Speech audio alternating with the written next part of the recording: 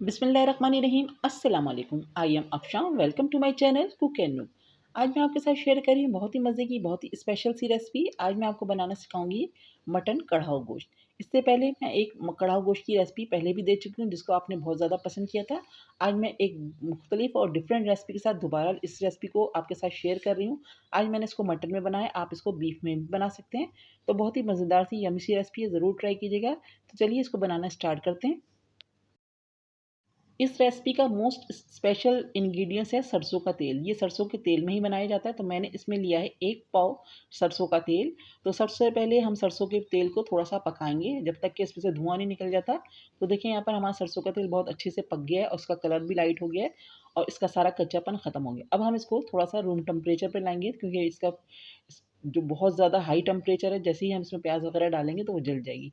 तो इसको हम थोड़ा-सा टेम्परेचर लो करके इसका अब हम इसमें ऐड कर रहे हैं 200 ग्राम प्याज़। हमने 400 ग्राम प्याज़ ली है जो हम बाद में यूज़ करेंगे, तो आधी हम अभी यूज़ कर रहे हैं और आधी हम बाद में यूज़ करेंगे। तो मैंने इसमें अभी ऐड कर दिए 200 ग्राम प्याज़ और इसको हम फ्राई करेंगे, गोल्डन कलर आने तक इसको हम फ्राई करेंगे। जैसे ही इसका कलर आएगा गोल्डन सा तो अब हम इसको निकाल लेंगे इसमें से। तो यहाँ पर देखिए हमारा कलर आना शुरू हो चुका है गोल्डन सा। तो बस मैं इसको थोड़ा-सा और फ्राई करूँगी और उसके बाद मैं इसको निकाल के साइड में कर दूँगी। तो देखिए यहाँ पर हमारी प्याज़ का कलर अच्छा सा गोल्डन सा आ चुका है। अब मैं इसको निकाल रही हूँ ऑयल से। तो यहाँ पर हम प्याज़ को साइड में रख देंगे थोड़ा-सा ठंडा होने के लिए। अब यहाँ पर हमने ले लिया 1 टेबलस्पून हल्दी, जिसको हमने थोड़े से पानी में डिज़ोल्व करके ऑयल में शामिल कर दिया ताकि हमारी हल्दी जले नहीं।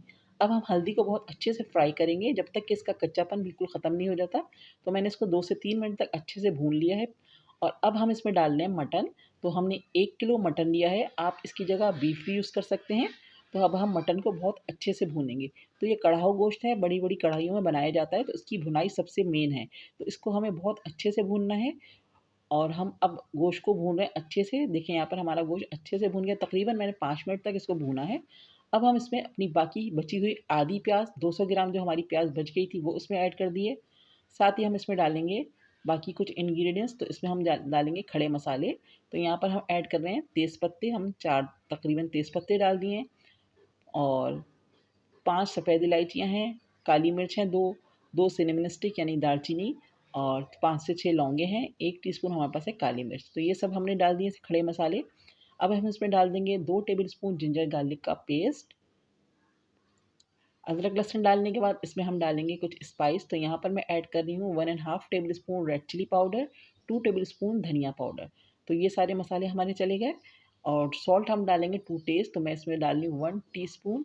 आप इसमें अपने टेस्ट के हिसाब से इसमें सॉल्ट ऐड कर सकते हैं। तो अब हम इसको अच्छे से भूनेंगे बहुत मसालों के साथ। हम तकरीबन 5 मिनट तक बहुत अच्छे से भूनेंगे और अगर हमें महसूस होगी ज़रूरत तो इसमें थोड़ा-थोड़ा पानी ऐड करते जाएँगे और उसकी बहुत अच्छी सी भुनाई करेंगे।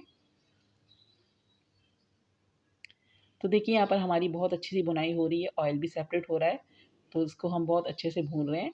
तो बस इस बात का बहुत ख़्याल रखिएगा, इसको हमें भूनना बहुत ज़बरदस्त है, बहुत अच्छे तरीके से इसकी भुनाई करनी है।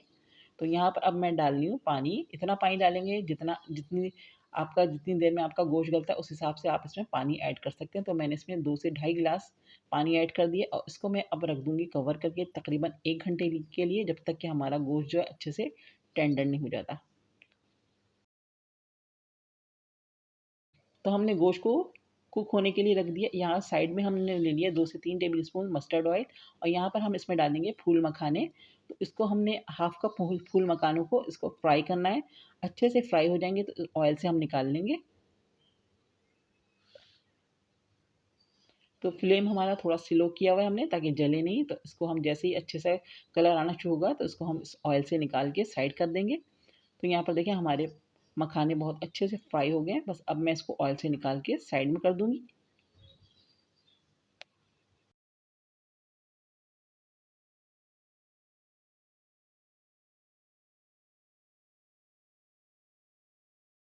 अब हमें चाहिए 250 ग्राम दही। इसमें हम डाल रहे हैं कोकोनट 2 टेबलस्पून, 1 टेबलस्पून हम डाल रहे हैं खसखस और जो हमने प्याज ब्राउन करके अलग कर ली थी ऑयल से वो इसमें हम डाल रहे हैं जो ठंडी हो चुकी है। तो अब हम इसका एक पेस्ट बनाएंगे। तो दही में डाल के प्याज और दोनों चीज़ें हमने खसखस और कोकोनट डाल दिया। अब इसको हमने एक पेस्ट बना लिया और इसमें हम ऐड कर रहे हैं केवड़ा वाटर 1 टीस्पून। और अब हमारा जो गोश्त है वो भी अच्छे से गल चुका है। तो बस अब हम इसमें डाल देंगे अपना तैयार किया हुआ पेस्ट, जो हमने दही में मिक्स करके, दही में प्याज और खोपड़ा और खसखस वगैरह डाल के हमने पीस के रखा हुआ है। तो इसमें मैं ये ऐड कर रही हूँ और दोबारा से हम अपने गोश्त को बहुत अच्छे से भूनेंगे।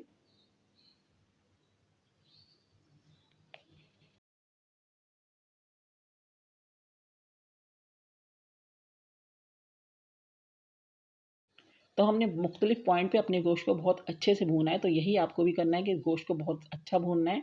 तो यहाँ पर हमने ऑयल सेपरेट होने तक बहुत अच्छे से इसको भून लेना है। तो देखिए यहाँ पर हमारा गोश्त बहुत अच्छे से भुन चुका है, ऑयल सेपरेट होना शुरू हो चुका है। बस थोड़ा सा मैं इसको और भूनूंगी। तो देखिए यहाँ पर हमारा गोश्त बहुत अच्छे से भुन चुका है। अब हम इसमें थोड़ी सी ग्रेवी के लिए 1 कप पानी ऐड कर रहे हैं।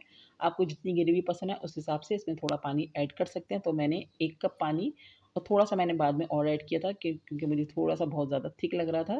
तो मैंने इसमें 1.5 कप पानी ऐड कर दिया। और अब इसमें हमने ऐड कर दिए फ्राई किए हुए मखाने, और इसको हम कवर कर देंगे तकरीबन 5 मिनट के लिए स्लो फ्लेम पर।